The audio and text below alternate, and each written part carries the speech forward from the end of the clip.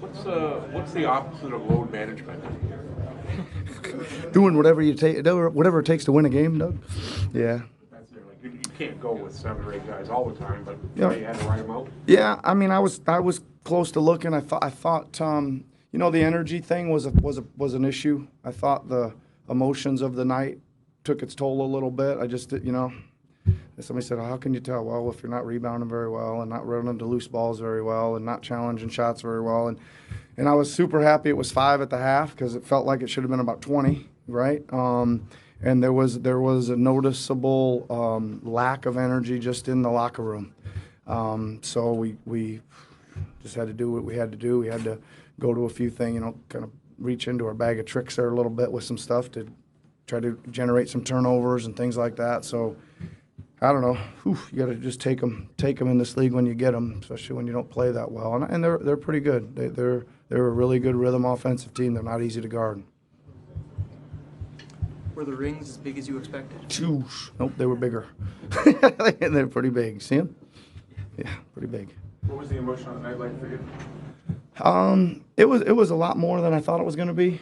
Right? I guess I just I didn't prepare myself very well. I just thought they'd hand us a ring, and going through the whole playoff thing and down there, and the crowd was pretty amped up and stuff. It was pretty emotional. Yeah. Bring it all back.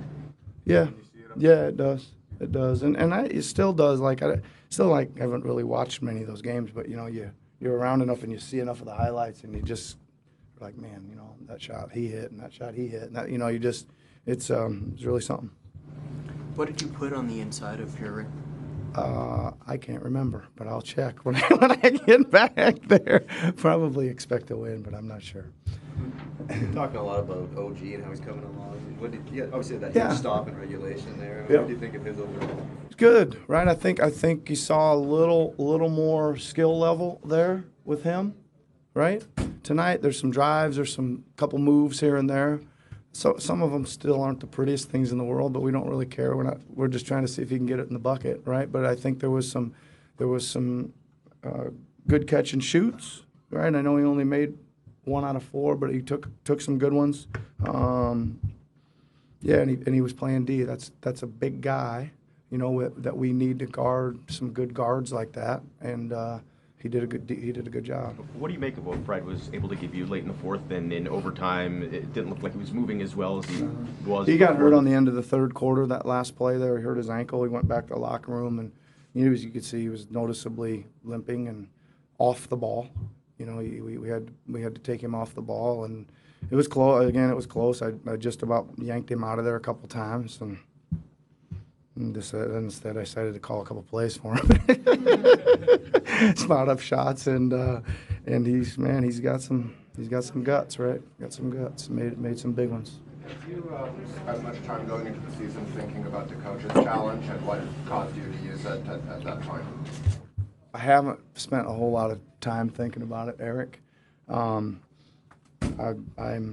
not real comfortable with when I can and can't use it and what I can and can't use it for. I know it's pretty simple. There's only a few things you can use it for. I don't know. I thought the guy, when I saw, I thought the guy hit him first. As Norm went in there, I could have swore I saw that, and I watched the replay, and I swore I saw it again. But I must have you're really wrong when they watch it on video and the call stands. But the good news is the entire league is over on the coach's challenge right now. Did you have a conversation with Jim at any point about it? Yeah, I did. And Did he have any advice for you?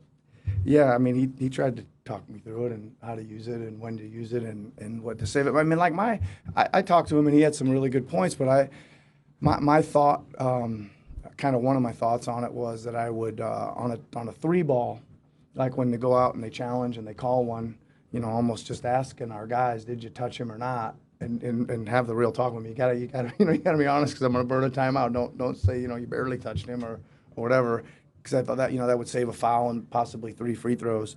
But again, I thought we made the basket. I wanted the 3-point play. It was at least I was going for a bigger roll of the dice. So yeah, high return on that. What do you think of your rookie tonight? He's good.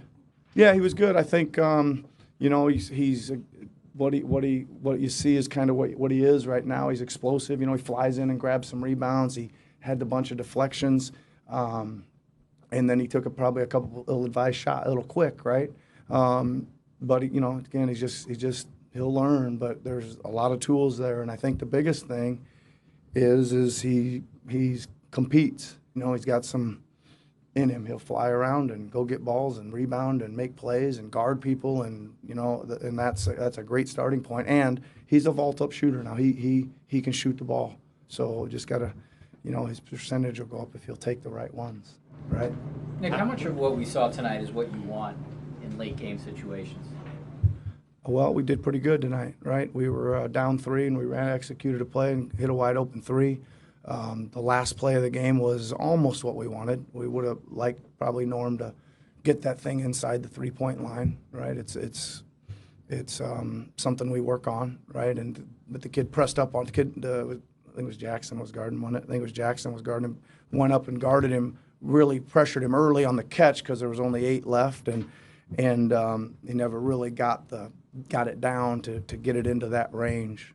But I mean, you know, it's you don't make those shots that often, and at least you got to make sure that something weird doesn't happen. And they get the ball and get to advance it, you know, and you possibly lose the game. So you're going for a buzzer beater or an overtime there. Nick, what did you think of Pascal's performance? He was pretty good, right? He was carrying us there for lots of stretches, right? I think there wasn't a lot of crispness to our offense. Wasn't a lot of movement and cutting like we would like to play, and I think that was again our energy level a little bit. So we had to go to him time and time again there for stretches, and he produced. He was great. It seemed like he busted out like a dozen different post moves, not all successful. What did you think of sort of that part of his game? Oh, it was good. I mean, I thought everything going forward was great, right? I thought his little turnarounds and fadeaways were not so good, but he's got that in his game. That's something he's going to have to add. And you know, there's just times where you got to take the one over the top going away just for you just can't take the pounding all the time, right? And you're not going to get all the body calls sometimes if you keep going in there.